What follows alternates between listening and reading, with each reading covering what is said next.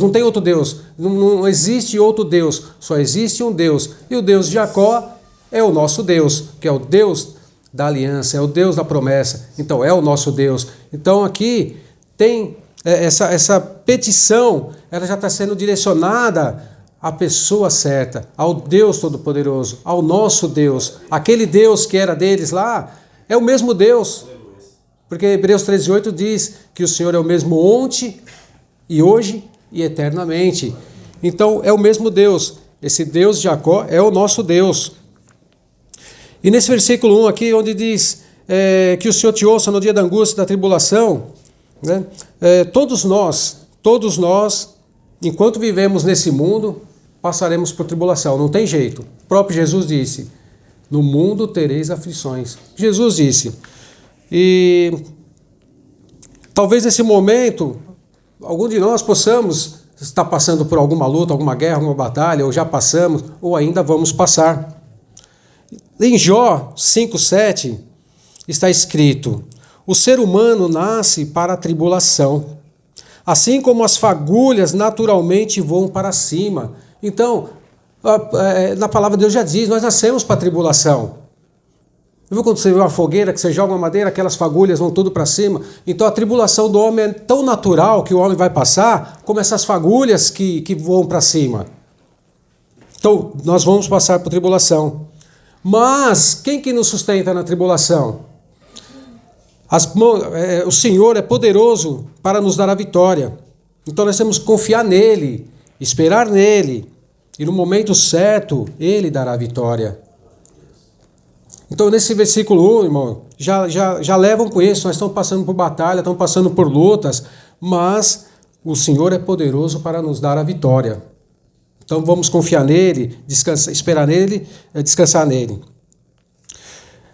No versículo 2 está, envie socorro desde o seu santuário e te sustenha desde Sião. Aqui, irmãos, está expressando que o socorro necessário só pode vir de Deus. Então, ouça, envie do socorro do seu santuário. Então o socorro só vem de Deus. Então não tem outra fonte de socorro.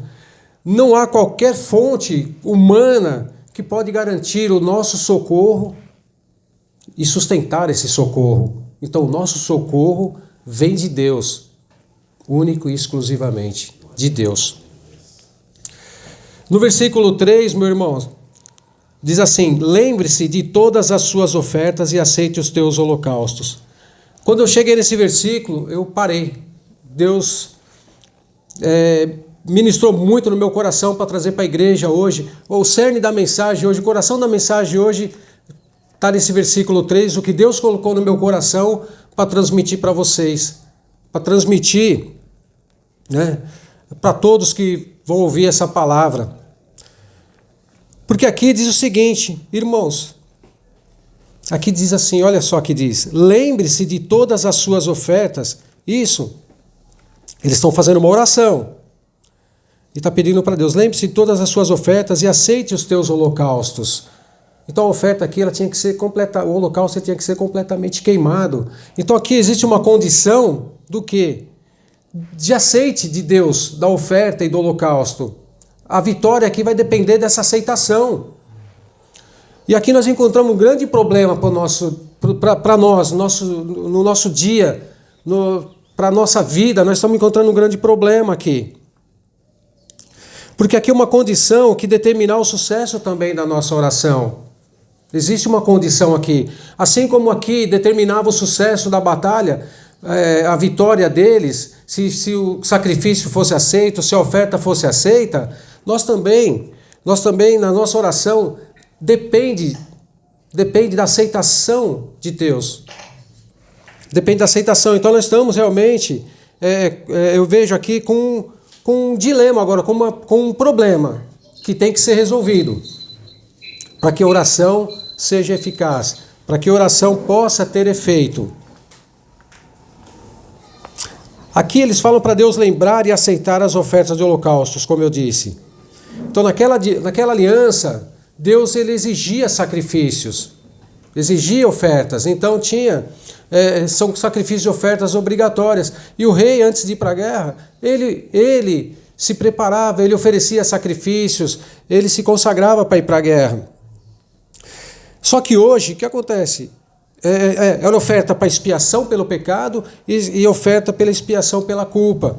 Mas hoje nós não temos mais, Deus não exige mais nossos sacrifícios de animais, não existe mais nenhum tipo de sacrifício, Deus não exige nenhuma oferta da gente. Mas há uma condição para que a nossa oração seja eficaz. Há uma condição para que a nossa oração suba como incenso, com cheiro agradável. Há uma condição.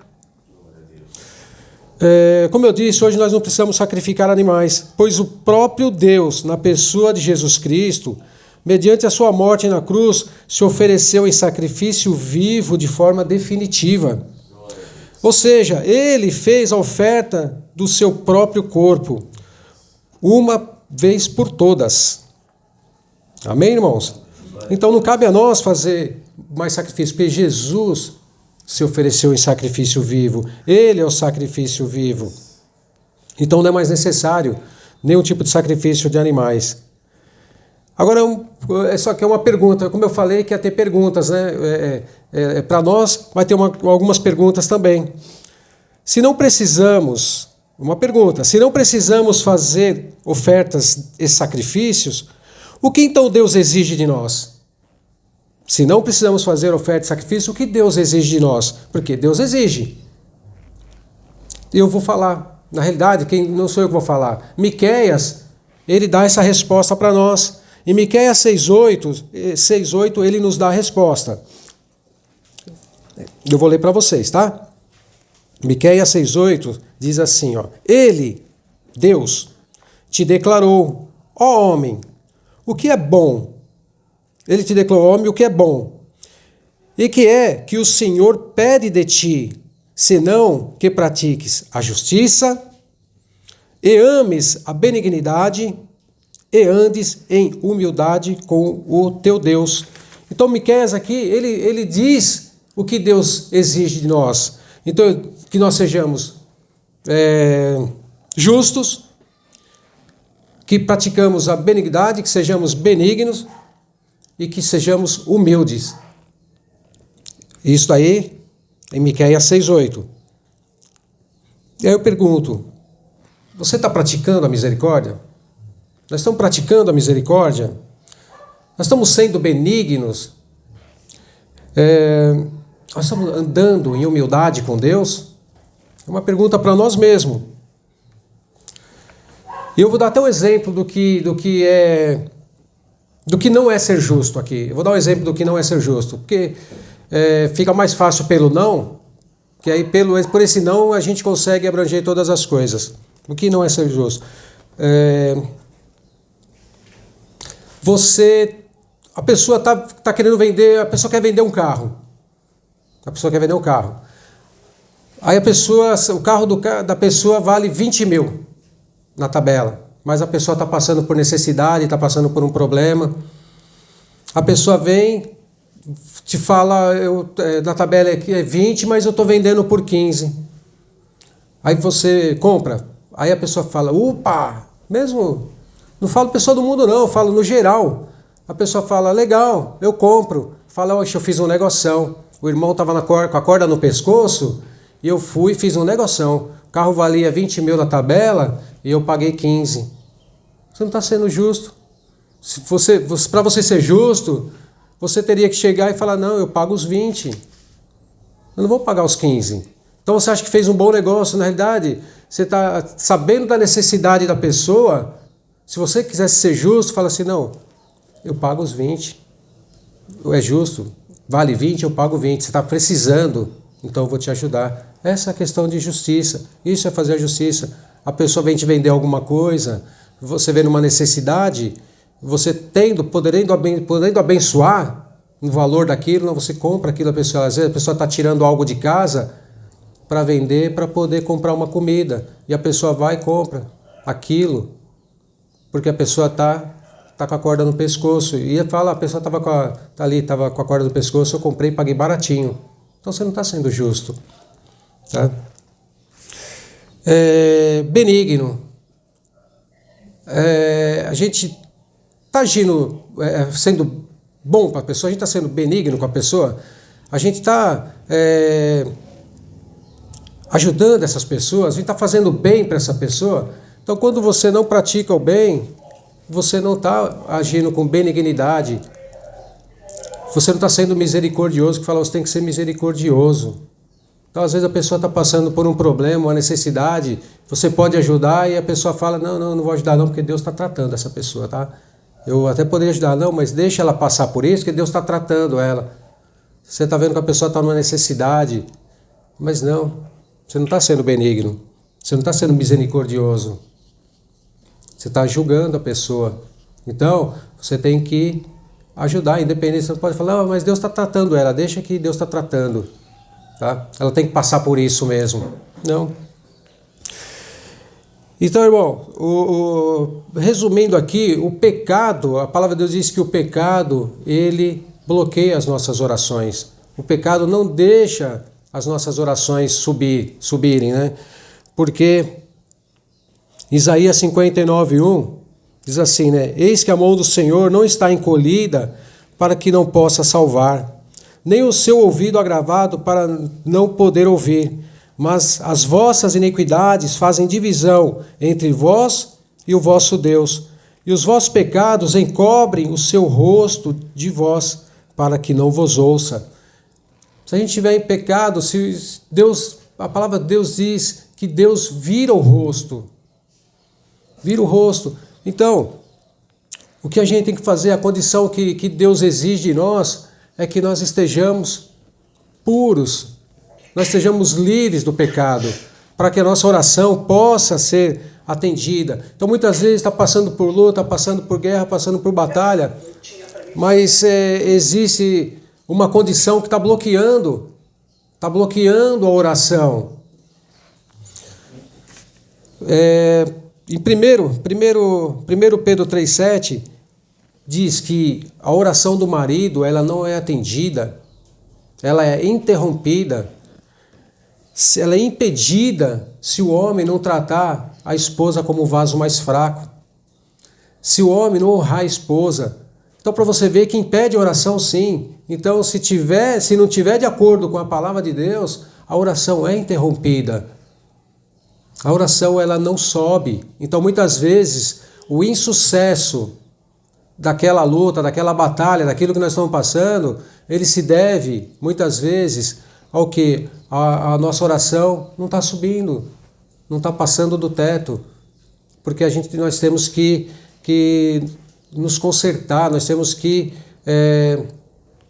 nos reconciliar com Deus. Eu digo assim, se relacionar com Deus de uma forma que Ele aceite a nossa oração. Aí muitas vezes a gente fala assim, mas pecado, o que é pecado? Às vezes a gente pensa em pecado, fala assim, pecado, é adulterar. Fala, eu não adultero, eu não roubo, eu não mato ninguém. Então às vezes a pessoa acha que o pecado são só os pecadão, né? Então não existe, assim, não, isso aqui eu faço é pecadinho. Então a palavra diz pecado, não fala pecadinho e pecadão.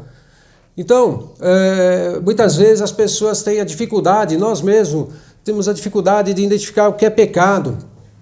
E a palavra diz o que é pecado. Se a gente, até para ficar mais fácil para a gente entender, para nós nos corrigirmos, se a gente tratar, se a gente considerar, até melhor considerar pelo fruto do Espírito, né? Se a gente considerar pelo fruto do Espírito, a gente vai saber se é pecado ou não aquilo que a gente está fazendo, para que a gente possa se arrepender, pedir perdão, para que Deus nos ouça, para que a nossa oração suba, porque nós temos um intercessor. Como o pastor já mesmo orou, e ontem na palavra, o Espírito Santo ele intercede por nós. Na figura aqui desse salmo, Davi era o intercessor ali, e Davi é uma figura de Jesus. E o Espírito Santo ele intercede por nós, ele ora com a gente. Jesus está lá sentado à destra do Pai, nos representando, ele está ali juntamente com o Pai, recebendo as nossas orações, mas o Espírito Santo que vem e ora com a gente, porque aquilo que a gente não consegue, não sabe orar, porque a palavra de Deus diz, nós não sabemos orar como convém, mas o Espírito Santo sim, ele sonda os nossos corações, olha se está de acordo com a vontade do Pai e leva para Deus. Entendeu? Então, Ele ora com a gente. O Espírito Santo ora com a gente. Então, a gente não pode estar em pecado como se a gente tiver... Como que o Espírito Santo vai orar com a gente? Como que ele vai pegar e levar a nossa oração? E o pecado, se a gente, para a gente até facilitar nosso entendimento, porque às vezes você fala assim, não, isso que eu fiz não é pecado, não. Então, se você fez alguma coisa e não teve amor naquele ato, porque o fruto do Espírito, ele é amor, alegria, paz, longanimidade, bondade, fé, mansidão e temperança. Se você praticou algo e não teve amor, o amor que eu falo aqui não é amor, é o amor ali de Jesus, é o amor mesmo, né? Que é o amor incondicional, é o amor ágape, é o amor que a gente tem que amar as pessoas assim como Jesus nos amou. Não é o amor de pai para filho, é o amor para parentes, é o amor de Jesus. Então, se você teve aquele ato e não teve amor, você pode olhar que tem coisa errada, pode olhar que tem pecado ali. Se você não se alegrou, você fez algo e aquilo não te trouxe alegria, e também não levou alegria para a pessoa, algo que você fez, falou, alguma atitude, então se aquilo não te trouxe alegria, e se você entristeceu a pessoa, tem que corrigir. Paz. Se tirou a tua paz, aquilo que você fez, falou, agiu, pensou, se aquilo tirou a tua paz, ou tirou a paz de alguém, tem que corrigir, tem que pedir perdão, tem que se arrepender. Porque a Bíblia diz que pecado é obra. Então, as obras, né? Se a gente olhar lá em Gálatas, depois os irmãos olham, né? Lá em Gálatas 5:20, o 21 é obras da Gálatas 5, né? São obras do fruto. Em Gálatas, eu não anotei o versículo, mas lá em Gálatas dá a relação das obras da carne. E pela obra da carne, você sabe o que é obra da carne, você vai conhecer o que é obra da carne. É simples. Obra da carne, se não é do Espírito, disso tudo que eu falei, é obra da carne. Então tem que se corrigir. Tá? Então não se prende ao pecado, esses pecadões, porque não existe pecadões e pecadinhos. Pecado é pecado. Tá? Então muitas pessoas têm dificuldade de perdoar. Aí entra o orgulho. Ali, quando Miqueias diz, olha, tem que andar em humildade. A pessoa não perdoa. Então já está quebrando uma exigência de Deus. Tem que andar em humildade. E a pessoa não perdoa, a pessoa não está sendo humilde. Se a pessoa não perdoa e a pessoa também não pede perdão, ela não está sendo humilde. E Deus colocou no meu coração aqui para falar que quem não perdoa é incompassivo. Porque a gente tem até uma parábola daquele servo incompassivo, que não perdoa o seu conservo. Então ele é incompassivo. Ele é impiedoso, que não tem piedade com a pessoa.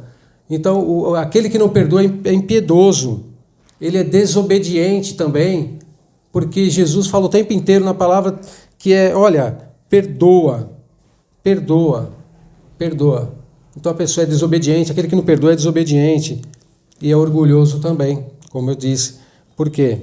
Porque o orgulho, ele não deixa a pessoa, não libera a pessoa para poder perdoar. Então a pessoa não está sendo humilde.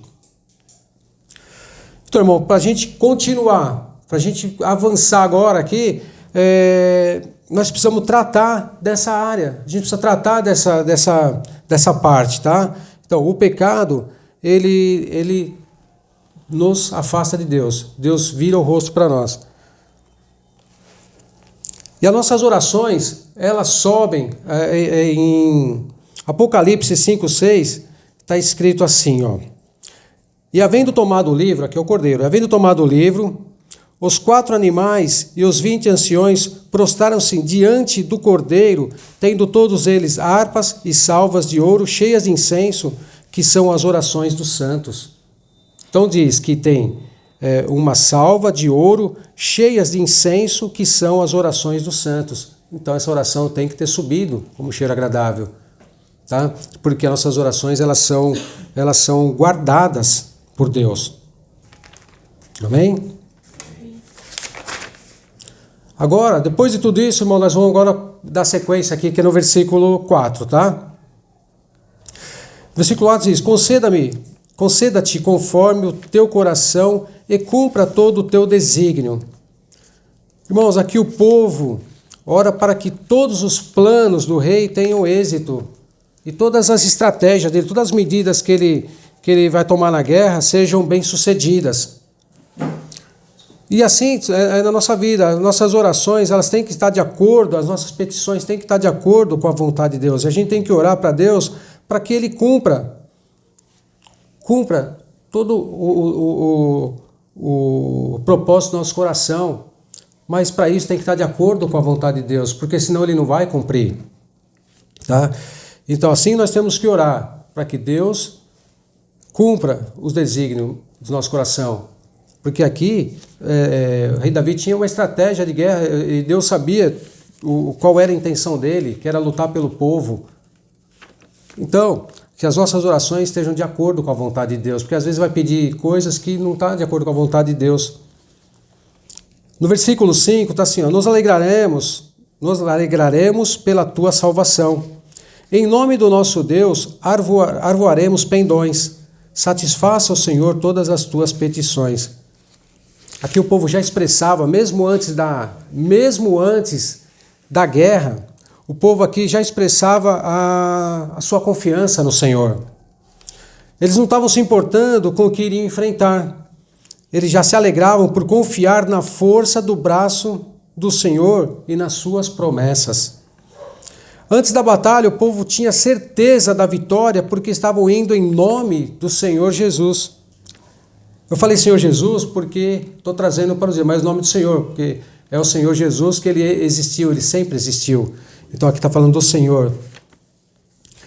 E anunciavam que iriam hastear as suas bandeiras. Então, arvorar pendões está falando, nós já vamos estender as nossas bandeiras. Mesmo antes de ir para a luta, antes de ir para a guerra, já está falando, nós vamos arvorar, vamos estender as nossas bandeiras, né?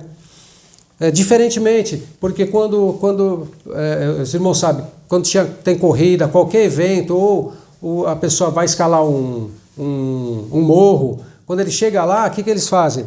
Quando vence uma corrida ou qualquer evento, qualquer evento que ele vence, ele faz o quê? Pega a bandeira, começa a hastear, corre com a bandeira.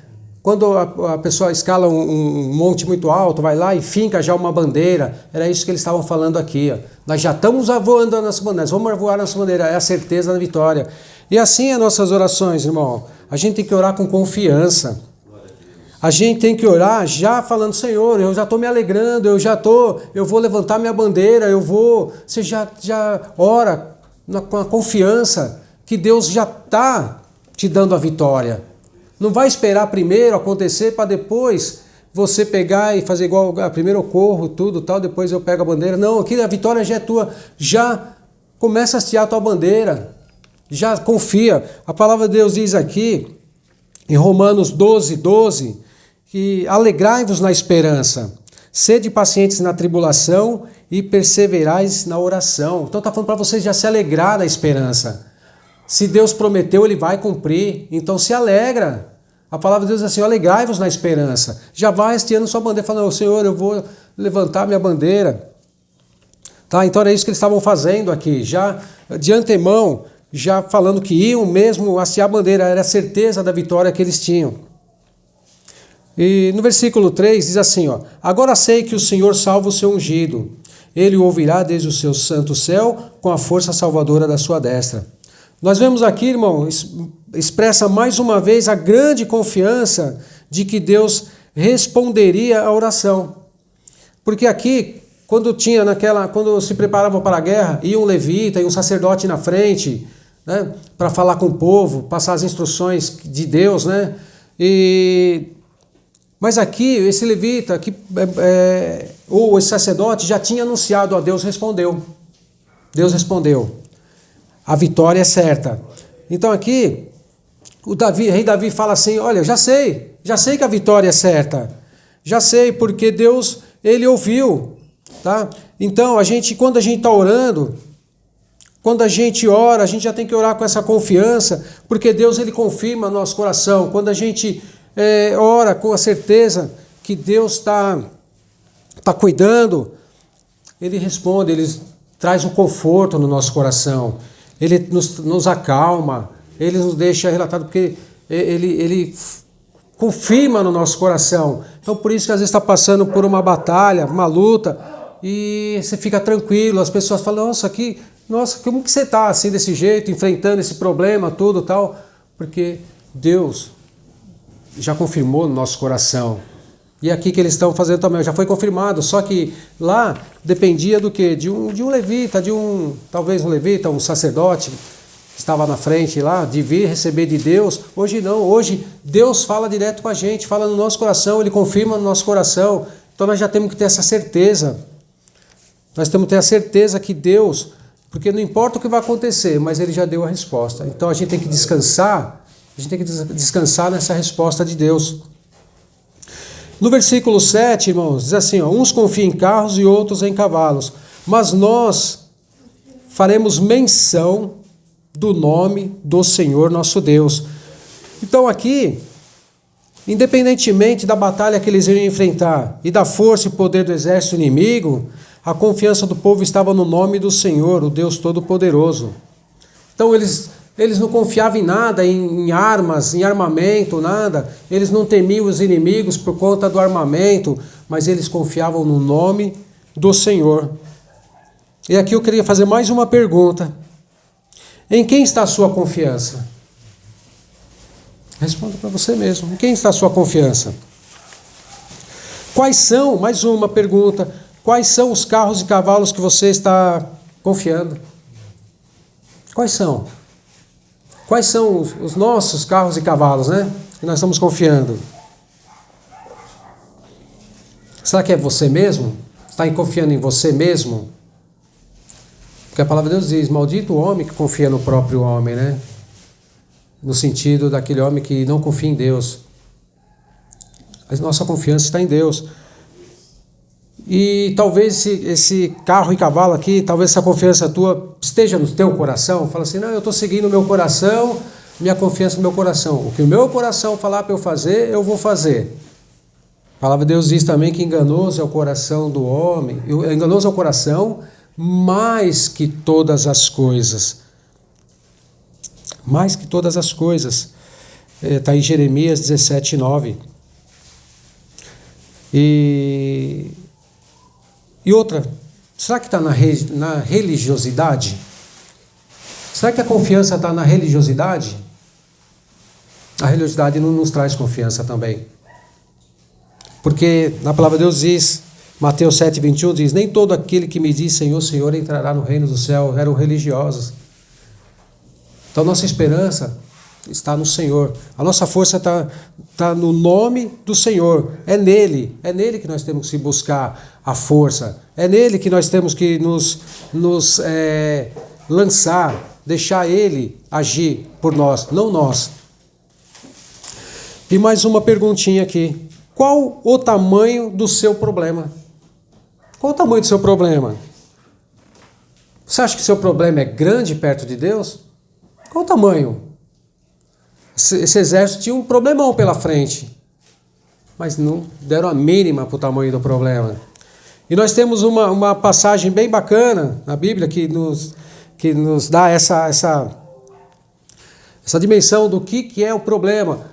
Na palavra de Deus diz que existia, né, Golias, tinha o Golias, o gigante, o filisteu gigante.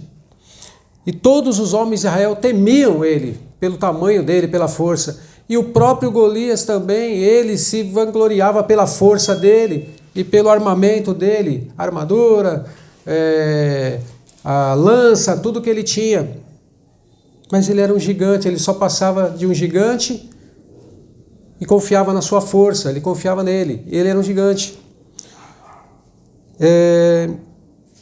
Por sua vez, Davi, o que ele fez? Ele confiou o quê? Ele falou, olha, não importa o tamanho, você afrontou o nosso Deus. Tá? E o gigante fala para ele, olha, eu vou pegar você hoje e vou jogar para os animais te comerem, né? Os animais do campo te comerem. Aí Davi fala, você vem com lança, você vem com escudo, você vem com armadura, você vem com todos os seus apetrechos de luta, tá? Mas Deus te colocou na minha mão, porque eu vou contra você em nome do Senhor Jesus. Então ele não usou nenhum tipo, ele não quis nem a armadura de Saul vestiu a armadura dele lá, falou, não quero nem armadura, porque Saul confiava na armadura, Saul estava confiando que a armadura ia ajudar Davi, ia salvar Davi. Davi, não, eu não confio. Então quem é o seu gigante? Quem é? Perto do poderio de Deus. A palavra de Deus diz, maior aquele que está em nós do que está no mundo. Então nenhum problema Deus não pode resolver. Nenhum. Ele resolve, Deus resolve todos os problemas. Não tem problema que ele não possa resolver. Então, seu problema, o que é o seu problema perto de Deus? Perto do poder do nosso Deus? Vou fazer mais uma pergunta. Você tem se sentido cercado por todos os lados e não vê uma saída? Às vezes a gente se sente dessa forma, cercado por todos os lados e não encontra uma saída. Sai de um problema e entra em outro. Né? É uma luta hoje, a hora que você pensa em respirar, amanhã é outra luta. Daqui a pouco mais uma. Às vezes você se sente cercado de todos os lados. Você não vê saída, você procura uma saída, não vê. Entendeu? Mas a palavra de Deus também é que não é para você tentar com os seus próprios braços. A gente tem que recorrer a Ele. E nós temos também o exemplo disso lá do rei da Síria, Senaqueribe, né? Rei da Síria. Teve um momento que ele cercou Jerusalém. Ele cercou Jerusalém, sitiou Jerusalém porque ele queria invadir. Apesar de toda a precaução que o rei Ezequias tomou cuidado, ele cuidou de tudo para se proteger desse cerco. Mas o exército eram muitos homens cercando a cidade. Mas o que ele fez? Isso está em 2 Crônicas 32. Juntamente com o profeta Isaías, eles foram orar a Deus. Eles não confiaram em tudo que eles poderiam fazer, eles fizeram a parte deles, mas aqui diz que o profeta Isaías, juntamente com o rei Ezequias, o rei de Judá, eles oraram e clamaram ao céu. Então o Senhor enviou um anjo, que destruiu o exército assírio, 185.000 homens. Um anjo. Então, nós estamos cercados. Por que nós estamos... Do que nós estamos com medo? Do que está cercando nós? Se nós temos o nosso Deus para proteger. Jerusalém estava toda cercada.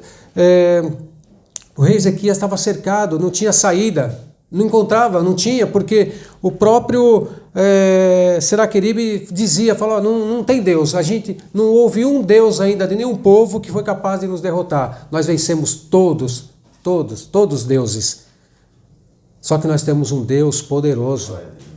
Nós temos um Deus que é o mesmo, como falei, é o mesmo Deus daquela época, porque Ele é o mesmo hoje. Então hoje também Ele vai atuar na nossa vida se a gente entregar tudo na mão dEle, se a gente confiar no nome dEle, porque o nome de Jesus está acima de todo nome. A gente tem que confiar no nome de Jesus. Então não vamos lutar com as nossas armas, não vamos na força do nosso braço. Então vamos em nome do Senhor Jesus, nome que tem poder. Então o que é o teu problema? O que é teu gigante? Por que você está com medo de estar cercado? O que está te cercando? Irmãos, coloca nas mãos do Senhor, confia nele, e tudo mais Ele fará. Então não tem que temer. E no versículo 8 diz assim, já finalizando quase, né? Encurva-se e cai, mas nós nos levantamos e estamos de pé. Provérbios 24:16 é o seguinte, ó, porque 7 vezes cairá o justo e se levantará, mas os ímpios tropeçarão no mal. Então esses que confiam em carros e cavalos, confiam nas coisas, não confiam no Senhor, são esses que se encurvam e caem. Mas aqueles que confiam no Senhor, eles se levantam e estão de pé. Então você está caído, mas Deus vai lá e te levanta. E em Provérbios diz isso, o homem cai 7 vezes, mas vai levantar.